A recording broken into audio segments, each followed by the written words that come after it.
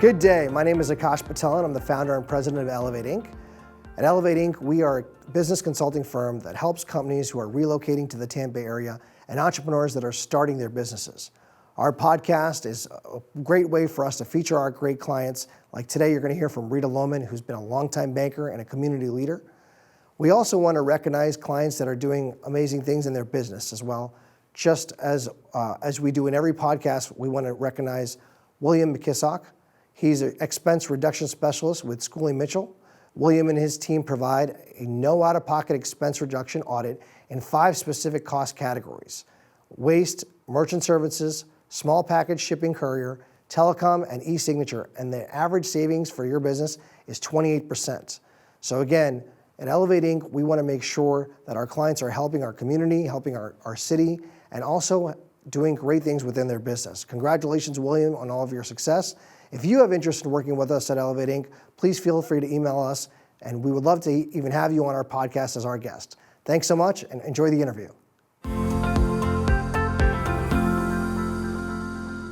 Good morning. Welcome to Elevating Today, our podcast. This is season 1, episode 3, and my guest today is my friend, author, banker, and president of Pilot Bank, Rita Lowman. Rita, thanks for joining us this morning. Thank you. I'm excited to be here, Aakash. Rita, it's great to see you, and a lot of folks at home definitely know your name in the community because you're so involved, but tell us a little bit about yourself and your banking career history and how you got started. Absolutely. Well, I've had the pleasure of being in banking for 44 years, and one of the things that I share, Aakash, is that you have to have a passion for what you do, and to be here 44 years, I'm in it because I love it, and I love what we do for our communities. I'm all about community involvement. But I had the pleasure of starting with a very small bank in my hometown of Columbus, Georgia, and then we were transferred to Florida, and I began my career with NCNB, Nations Bank, Bank of America, and had the pleasure of doing a number of transitions. In fact, I've done a total of 23 throughout my career. And the one that really put me on the map was when I was able to do the Barnett transition. And as you know, Nations Bank, acquired Barnett. And we just had a really great team, and it made a very good bank. Now, a lot of people don't necessarily agree with that, and some of the headlines say things different, but it was a lot of fun. And then in 2000, went into community banks and have had the pleasure of helping them grow and turn them around. And so when I finished with C1, we took C1 public, and then it was bought by OZK. I was going to retire. Well, I'm too young to retire. And so I received a couple of calls from different banks asking me to come on, and I really liked the story of Pilot Bank. And I always look for strong people to work with and to partner with. And I feel like the CEO at Pilot is very strong. His name is Roy Helwich. We've become good friends. And so together we've partnered, and we've grown the bank from about $240 million to about $560 or $70 million. And it's just an amazing story that I love to tell. Now, Pilot Bank has been around a long time, Yes. but when you started working there, you know, obviously you had your own kind of brand and flavor in the community. Talk about Pilot Bank's community vision and before you got there and now. Well, of course, before I arrived, Pilot Bank had had a little bit of issues, so Roy went in with 2 other investors and they took over the bank. And that was around 2010. And so, of course, they were growing, but more importantly, they were working out of some real hard issues, and he did a great job of that. And then when he and John Puffer, who was the chairman and actually started the bank in '87, I decided that they wanted to truly bring someone in that's going to help not only on the operational side and the retail side, but truly that public image. They called me and said, Rita, would you be willing to do this? And at first we did not do it because, again, I wasn't going into banking. OZK had given me a great opportunity to stay with them as their executive vice president. But I said, you know, I love community banking. And so what we did is we went in and I put a brand strategy together. And as you all probably know, our colors are purple. We do a lot of things. We are Pilot Bank. That's because of our aircraft division. And there's a lot of room there to play with. And we've done that. But most importantly is our community vision. And we are a community bank. So every dollar that comes into the bank, we loan it back out into the communities that we serve. And that's being our Hillsborough, Pinellas County, and Polk County communities. And we have a number of things that I know you and I will talk about in a minute that we're very passionate about and that we serve either on the boards. One of the things that I love doing, as you know, is the industry itself. I'm the past chair of the Florida Bankers Association, but I'm the first Floridian in 25 years to be named to the American Bankers Board of Directors and Executive Board. And I'll also be the chair in 2021 of the Government Relations Council. So that's my passion. I love being in DC. I love making things happen and change, and emerging leaders are another thing that's really important to me. Yeah, and speaking of passion, we always talk about the community aspect of the banking business, and Pilot Bank's in the business of community. I know you love saying that. We use that in our hashtags. And at Elevate Inc., we're always trying to talk about helping our city. And you have definitely helped your city, helped your community. You're the chair of the Outback Bowl. You're the past chair of the American Cancer Society Cattle Barons Ball. You're chair of the Go Red for Women for the American Heart Association. I know you're a past Business Journal Woman of the Year. Talk about all the initiatives, and even in being one of the most influential women in the powerful women in banking. Talk about all the initiatives that you've helped and the community involvement, and why is it important to you personally? Well, thanks for asking that, Aakash. First of all, I've got to share, you do so much for the community. And you know how much I love our friendship and the fact that, we really have worked well together on many of the projects that we've done in the community. But I love emerging leaders. So to give you an idea, every year, except of course this year it hasn't happened, I usually take about 25 emerging leaders from throughout the state of Florida to Washington, D.C. And they'll end up having 36 hours of doing what I do when I go up for 2 or 3 days. And we'll always see 10 of our congressional leaders. They'll get to see the FDIC and what goes on there. But I want them to see the activities that we walk the halls for in DC, and that's really important. Plus, who's going to take my place, or any of our places? We want to have those people behind us. The other thing that we're really passionate about are the Girl Scouts. We sponsor their CEO camp, and we've been doing that for every session of their CEO camp over the past 3 or 4 years. And I love that initiative also. In fact, one of the Girl Scouts that's now at USF has actually been my intern for 2 summers, and she's just amazing. Yeah, so it really works out well. But 2 of the things that we are truly passionate about is, of course, the American Cancer Society. I've been involved for about 15 years. I sit on the Southeastern United States board of the American Cancer Society, and then Roy is actually chairing the chairman or the CEOs Against Cancer for the state of Florida. So I brought him into the loop, and he's done an amazing job too. But that's one of our real passions. My dad passed away with cancer, and so when he received his diagnosis the first time, I decided, I wanted to do something, and that's how I became involved along those lines. And then the other thing, of course, as you mentioned, American Heart Association, and we really are passionate about that too. But there's so many things. Last night, I'll give you an example. We were one of the sponsors for Dress for Success. Many people know a lot about it, many people don't. But that is an amazing organization too. Working Women, another amazing organization, and they were kind enough to really get us quite involved, and we've been involved for about 8 years now. So there's many things that are going on, but I love the Outback Bowl. About 10 years ago, I was able to be elected to the board of directors for the Outback Bowl, and we talk about and kid about the fact that I didn't know that much about football when I went in. But now I understand so much more, and I love college football. Of course, I love the Bucks, but I love college football and what we get to do. So it's been a great thing. And with Outback Bowl, you probably know this, Aakash, but we end up giving $500,000 in contributions to different foundations every year. And the board members are the ones that select who they would like for those to go to. Plus, we have some other selection processes that go along with that too. But what a great contribution, because not only are we bringing economy into our market and into the whole region, but we also are giving back to our community. And not only are you a banker and you're a community leader, you're also an author. I know you've got your book with you. Tell us about your book, how it got started, and where can we get it? Oh, I will, absolutely. And it is. It's From the Farm to the Boardroom, and people say, oh, what is that? Well, I do own a 200-acre cattle farm in Georgia. But I was a little girl at about 9 years old. My parents divorced when I was 2, and we were having this issue of me actually going to live with one set of parents, because they both had remarried, for 6 months, and the other for 6 months.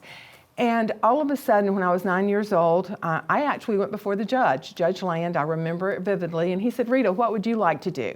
And I shared with him what my solution was to live with my mother during the week and my dad on the weekend. They only lived 5 blocks apart. So, to me, that was pretty simple. And he said, I think that's a great solution. Well, all of a sudden I realized, Aakash, I had a voice, and that really opened my eyes to it. And so I continued that voice into high school. I became president of student council, many things along those lines, because I wanted to make a difference. And I don't want to make a difference just for myself. I want to make a difference for our communities, for the places that we live. And so when I went into banking, I had held a title, and so I was asked to join the bank to do more PR stuff.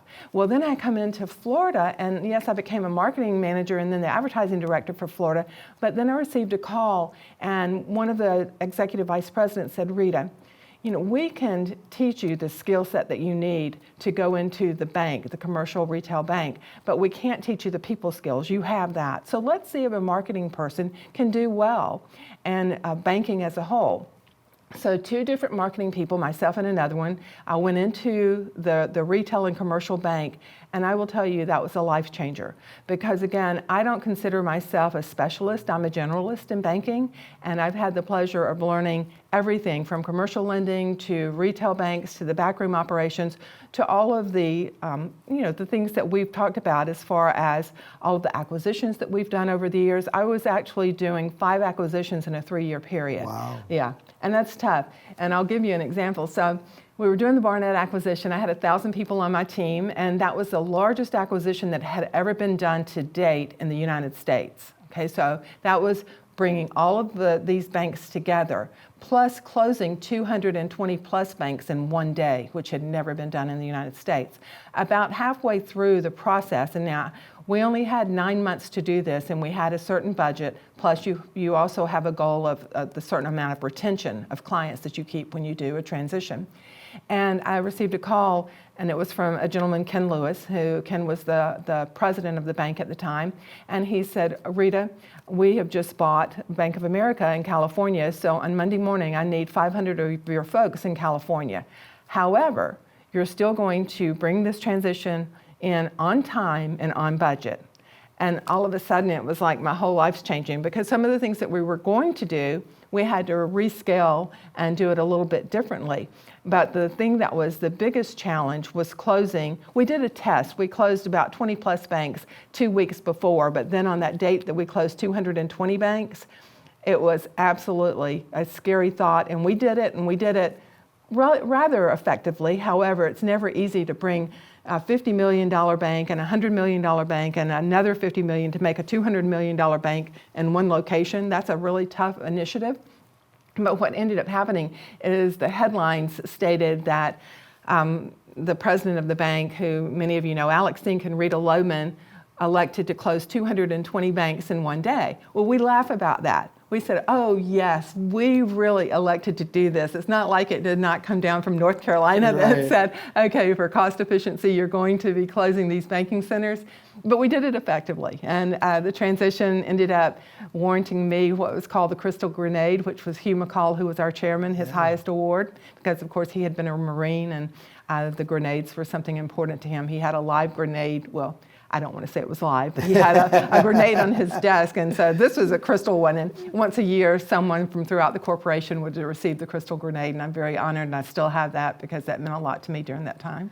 Well, congratulations. That's a great story. Thank you. You know, we're in 2020, and this thing called COVID-19 has really affected a lot of folks individually, Yes. a lot of lives, and also a lot of businesses. And I would say that my business, as well as many others, are thankful to Pilot Bank because of the PPP loans that your bank was so quick to help us with, and even the EIDL loan.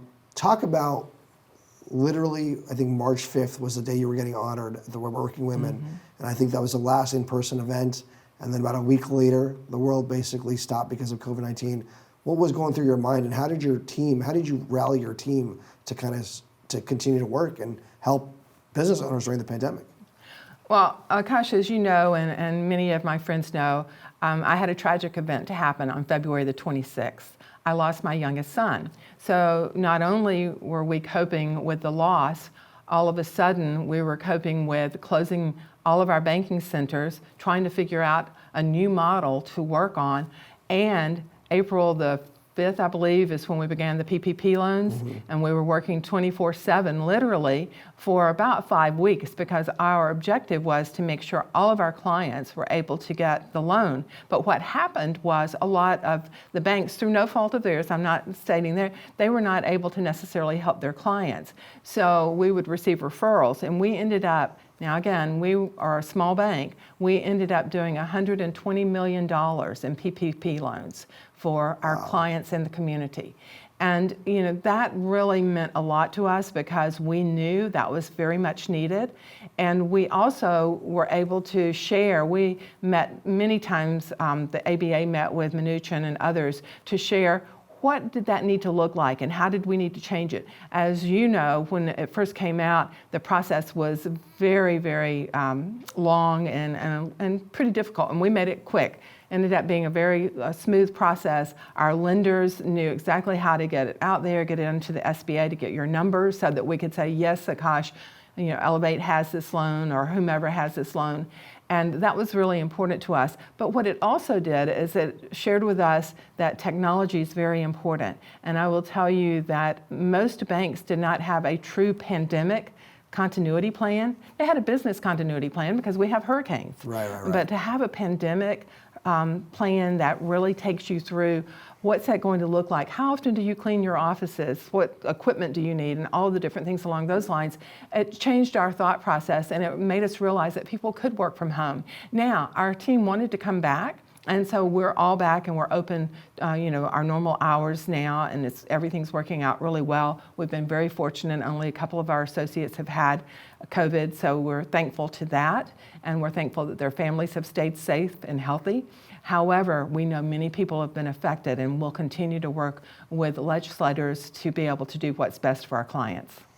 And then, you also talked about the different phone calls. There were some banks that were only taking their customers, and Pilot was nice enough to take people that weren't their customers. Now, of course, they are their customers. Right. So, we really appreciate that. And I think COVID-19 has changed the mindset of how important it is to have and trust your banker. And that's what you talk about when you talk about your different market leaders. I was in your Polk County branch last week, and I mean, it's like a little family. And so, you have 6 branches. Talk about the locations. Yes, we do. We have Hillsborough, 4 in Hillsborough County, Temple Terrace, New Tampa, Bay to Bay, and then our West Chase office, which is considered our corporate office. And then we have one in Lakeland and one in St. Petersburg.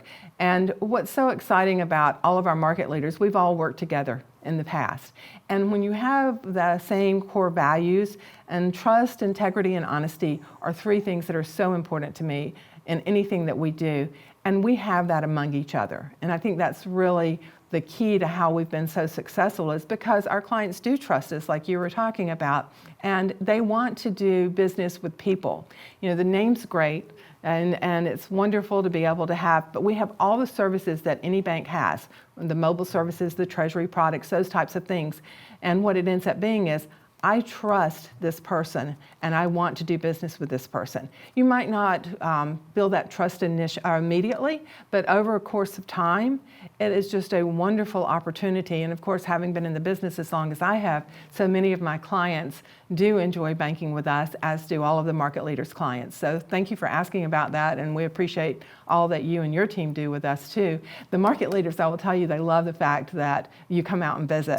In fact, Wesley called me afterwards and shared with me that you were there, and I love that. They love to see the clients. It's cool. I think it's really cool that you have such a positive impact on your team. And speaking of that, I know you talked about emerging leaders, but mentors and mentorship is a big part of what you do for your market leaders, but you also do it for the community. And I always wonder, who is your mentor?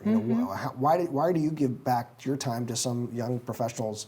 I mean, did someone inspire you when you were a young banker that kind of changed the way you think about mentor-mentor relationships? It really did. I have 2 mentors who happen to be very good friends of mine, and they've been my mentors for years and years. One is Bill Click. He was the CEO of Republic Bank, and that was my first community bank. And a quick story, so I come from this really large bank called Bank of America, and everything came out of Charlotte. And so I go into this bank, Republic Bank, and I said, Bill, the first thing we need to do is, we have 27 products here. Nobody can remember that. We need to change that.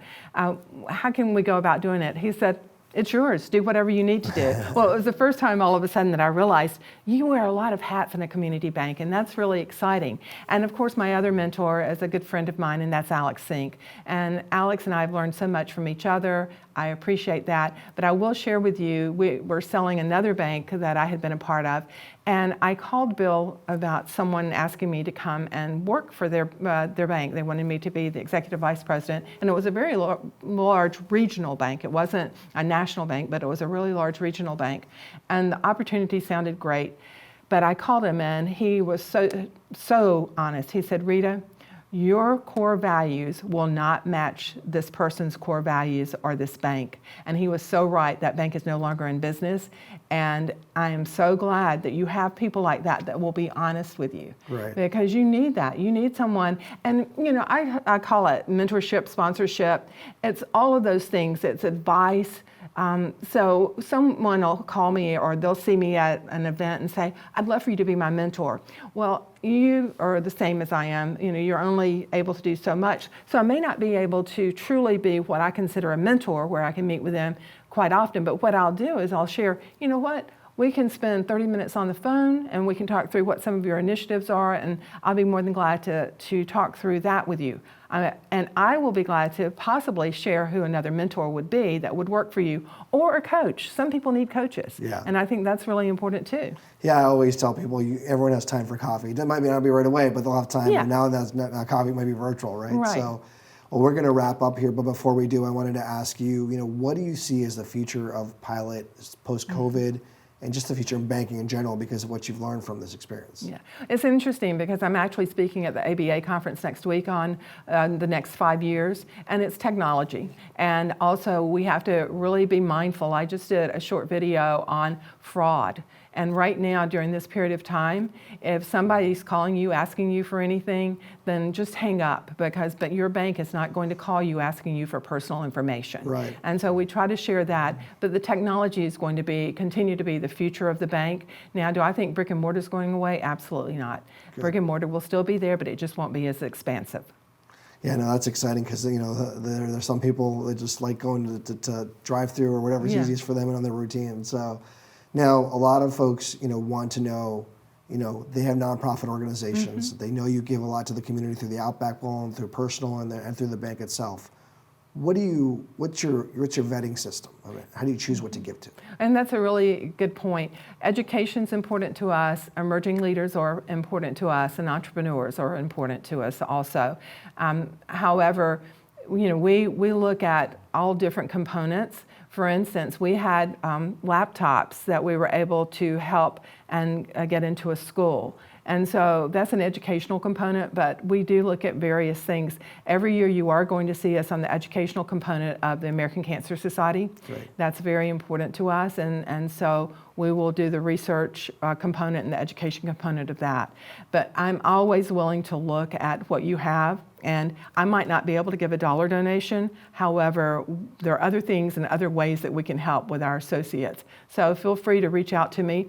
And people think it's crazy that I give out my email, but I'm rlowman@pilot.bank. Yep. And I'm more than happy to pick up the phone and talk to anyone if they should need me. Well, Rita, thank you so much for joining us this day. We are really honored to have you. I know you're very busy. Congratulations on a successful banking career and all the achievements you've accomplished. It's been an honor to get to interview you. Do you have any final words for us? Well, it's so funny because let me share with you, I have a lot of favorite quotes, as you know, but my favorite quote is the fact, don't walk behind me, don't walk in front of me, walk side by side so we can make this journey together. I love it. Thank you so much, Rita. This is Aakash Patel with Elevate Inc. We appreciate you watching us for episode 3 of our season 1 podcast.